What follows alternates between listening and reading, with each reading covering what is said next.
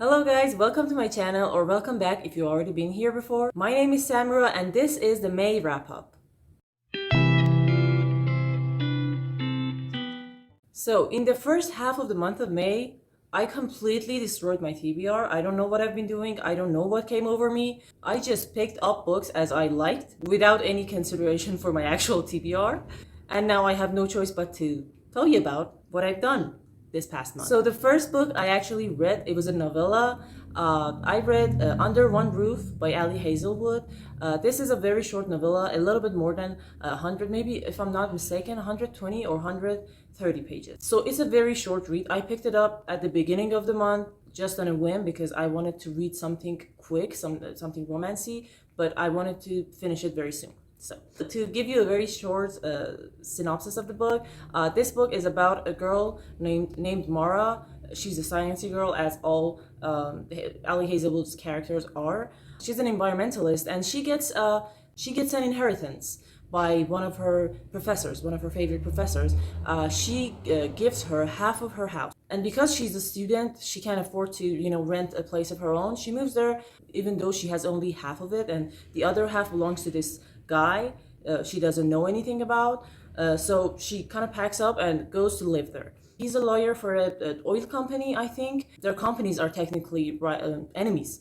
So yeah, she hates him. It's an enemies to lovers story, and I gave this book 3 stars. I have this thing with Ali Hazelwood's books that they have these comfy vibes for me, that every few months I pick up one of her books and read it. I usually give her books about 3.5 stars. She has this new angle to romance books. She has different characters. One of the good things that I like about her books is that her female characters are almost never annoying me, as many other female characters tend to do annoy me in other romance books. Her female characters don't bother me. They're usually funny, they're usually awkward, insecure, they're very smart, and I really love that. Another thing I do enjoy is the witty banter that's always present in her works. She's another one of those romance writers who writes about what she knows best, and it comes out very smart. But her male characters are not my favorite male characters.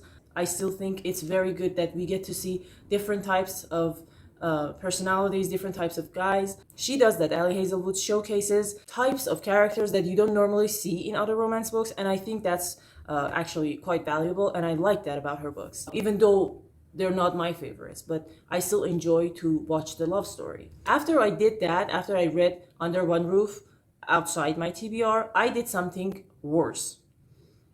Yeah, I don't know if you remember, but I've been meaning to watch the season 2 of Shadow and Bone this month after finishing The Lives of Saints in last month.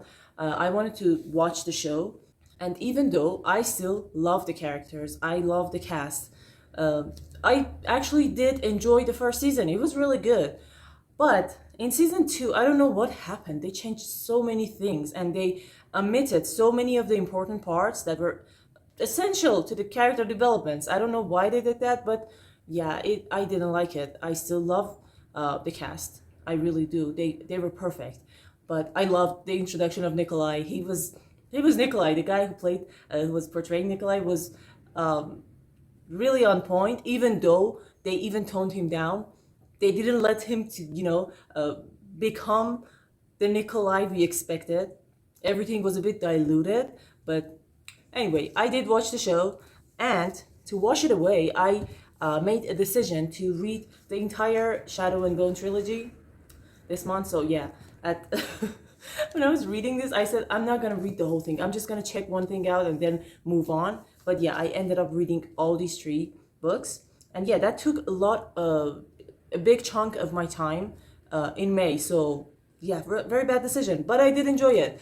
These books, when I first read them, I gave all 3 of them 5 stars.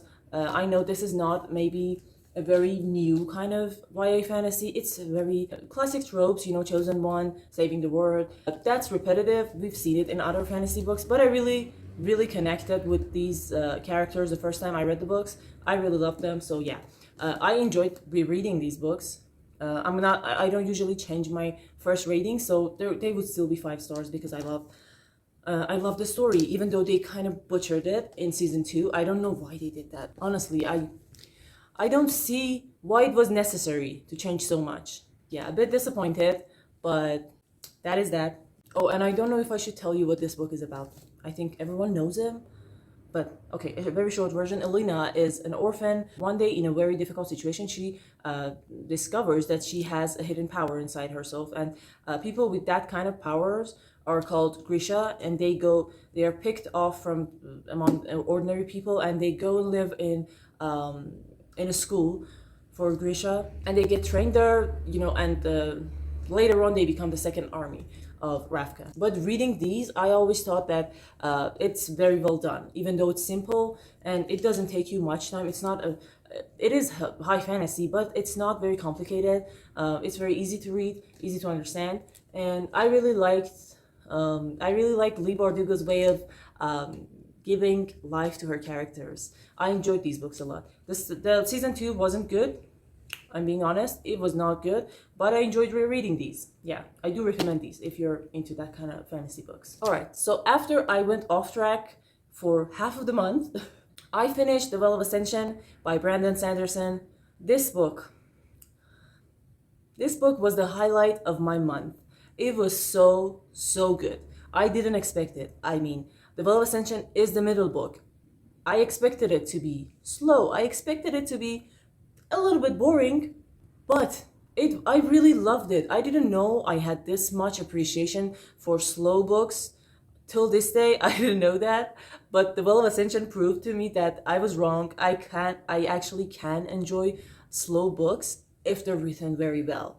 And Well of Ascension was very well written. I talked about it in the 24 hours readathon I did. The amount of word building squeezed into this book is amazing. First half of the book starts slow, but at the same time you're reading that, but you have so much room, so much time for getting to know the world. Sanderson does amazing word building in these parts, and the magic systems gets expanded even more. Even though it was already perfect, I mean, Sanderson's magic system was perfect in the Final Empire. I really enjoyed that. It was very interactive.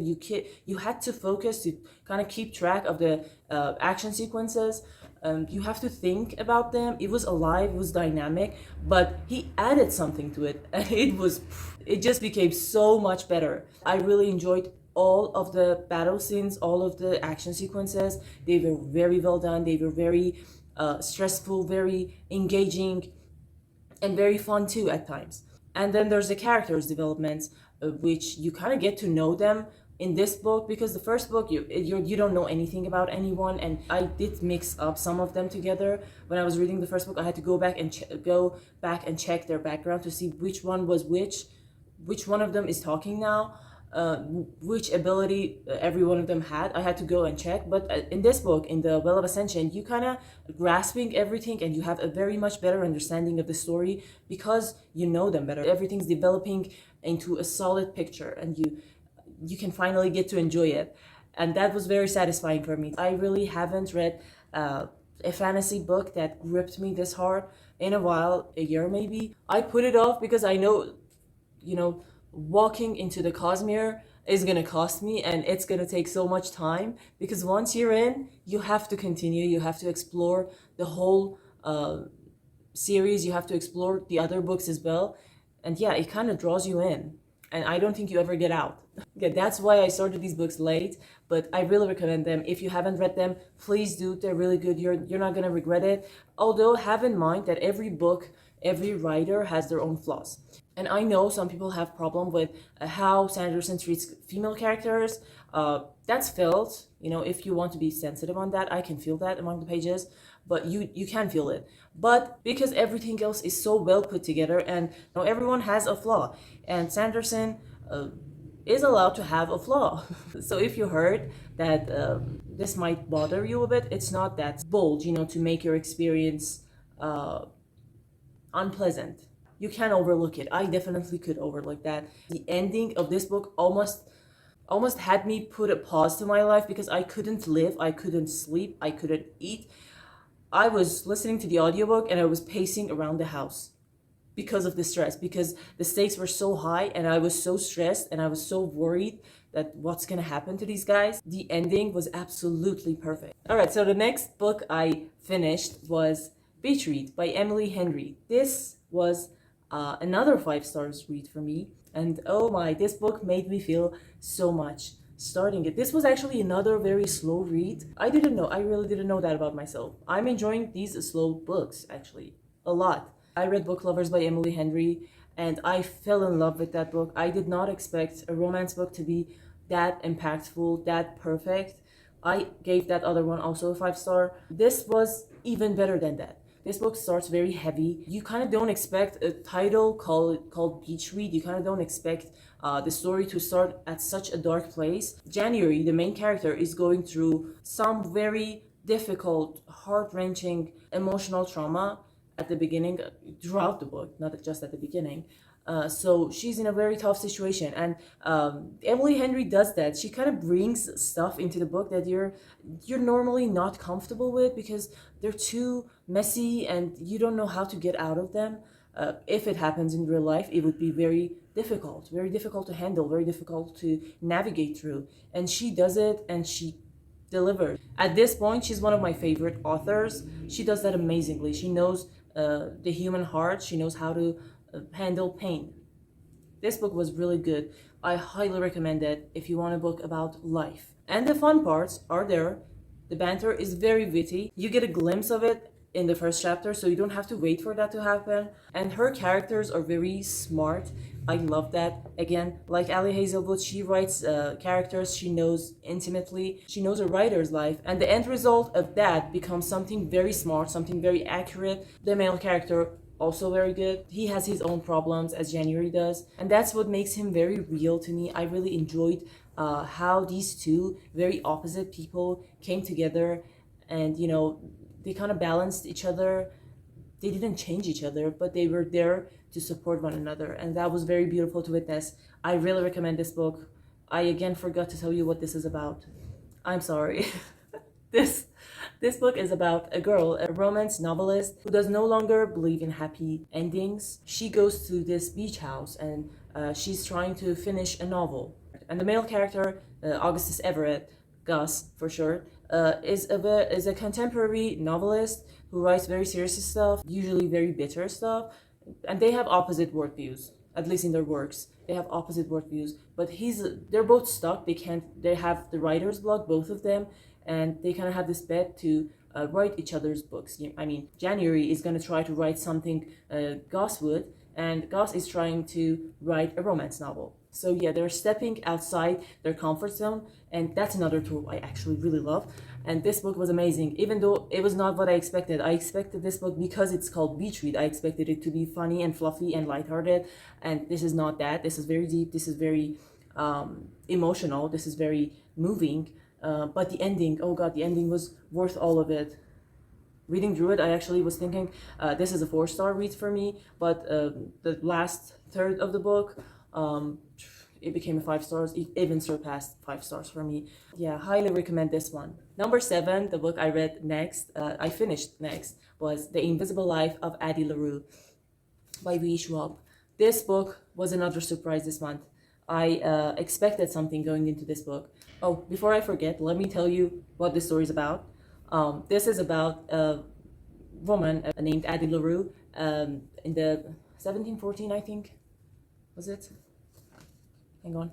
The story starts in the year 1714 in France. That's the beginning of Addie. This book is about a woman desperate for life. She's running out of time and she tries to buy some. In a desperate moment, she makes a deal with the darkness, or depending on what you believe, the devil, maybe. She makes a deal, she gives up her soul, and in return, she gets to live for a very long time. The catch is, no one would remember her. Everybody she meets will forget her. She can't even say her name out loud. I really had high hopes for this book because the trope, the Faustian concepts of this book really drew me in. I love that story. I love the deal with the devil, deal with the dark. That's such an intriguing concept to me that if I see a book with that kind of trope, I immediately consume it, because that's one of my favorite things in stories. Reading this, it's a very long book and another slow book actually. Reading this, you kind of feel that the writer, Schwab, has put so much time and so much effort into this book. The time jumps are amazing. It was not boring, not even at one point for me. She planned this very well. She planned the jump. She planned, the balance between the past and the present. She kept that really well. And I really loved that about this book. This book is written very beautifully. But I ended up giving it 3.5 stars. I was really gonna give it 4 stars. But yeah, something happened in the last chapter that kind of, it really made me sad. I really didn't want to read that last chapter, and it became a 3.5. But I still gave it 4 stars on my Goodreads because it's not fair. It's a very good book, and it's my reading taste that, pushed me to give it a 3.5. If I wasn't so weird, maybe it would have been a 4. Addie herself is a very stubborn character. She's not the type of girl I actually like, but she's so resilient. She's so determined on what she wants that it kind of makes you root for her. And she goes through a lot. This book was a lot sadder than I expected it to be. That's one of the things that shocked me a bit, because I expected to read a fantasy and I expected to read a version of The Deal with the Devil that's going to be a little bit more fun, a little bit more dark. But this was sad. This was heartbreaking at times, but still very beautiful, very enjoyable. I do recommend it because some people actually do enjoy this book a lot. This is a unique book. If you're interested in the story, give it a shot. Maybe you like it. If it's too slow or if it's too boring for you, you probably DNF it very early in, so you wouldn't lose much. The character of the darkness, because he's not labeled, we don't get to see what he is. And that's one of the things I had problems with, because there was so much potential for the character of Luke, or the darkness, or whatever we're calling him. I wanted to see so much more of his character, of his existence. I wanted more explanations of him, because why not? Why? But that's how far she decided to go with her book. It's her book, she wrote it. So yeah, the character of Luke was very fascinating. Addie was nice. She was very stubborn. And Henry, many people actually love Henry very much. I did like him. I didn't love him, but I did like him. But the twists of this book, I could see them coming from miles away. Maybe there were too many hints. Maybe I could see them all. I don't know. But the twists weren't that much shocking. But this book, I don't think it's about the twist. It's about the journey, because it's written over a span of 300 years. It's about the way. It's not about, the twists. I really enjoyed it, except for that last chapter, which kind of ruined it a bit for me. This was a 3.5 stars, unfortunately. I wish I could have given it more, but yeah, I'm very sad at what happened at the end. So yeah, if you like it, give it a try. It's still very good. And finally, the last one I read, I finished, was One Piece Volume 2. Before reading this series, I actually thought that the drawing style wasn't very attractive to me. I always said it's very simple because I only, saw the covers. I never actually read the manga. But now that I'm reading it, I realize how funny and how weird the drawings are, and how attached to them I actually am. It makes the story so much better, so much richer, and I really love it. The second one, comparing to the first volume, was a bit... I gave the first volume 4 stars, and I gave this one 3 stars. The 3 star for me doesn't mean it was bad. It was very enjoyable still, but it lacked that uniqueness of the first volume, because the action was cut short at the end of volume 2, and I had to pick up volume 3, to read the rest of it. But I don't think that's really a fault of this story. And rating manga, honestly, volume by volume, I don't think it's very right, because the story is attached, and at the end of each volume, the story doesn't get resolved. The chapter closed, so you can move on to the next one. It's a continuation of the story, and I don't know, I don't feel right rating them. I'm still enjoying it very much, and the whole thing is still a 4 stars to me. Maybe I stopped rating them. I don't know. But don't take my ratings for manga very seriously, because I don't think it's fair. So yeah, that's it. I read a total of 8 books in the month of May, and overall it was a very good reading month for me. I had so many 4 or 5 stars, and I enjoyed so many of these books that I have no complaints. I don't know, since I started this channel, everything I pick up to read becomes actually a favorite, and that's really good. I'm really excited. I really loved this month, even though I didn't read all of my TBR for May, and I kind of disobeyed, it still turned out a very good reading month for me, and I really enjoyed everything I read. Please tell me in the comments down below if you read any of these books, if you're planning on reading any of them, and if you have any suggestions for me, books similar to these ones that I liked, that I should check out. Please tell me in the comments. I hope you enjoyed watching today's video. Please don't forget to like and subscribe to my channel, and I'll see you in the next one. Bye!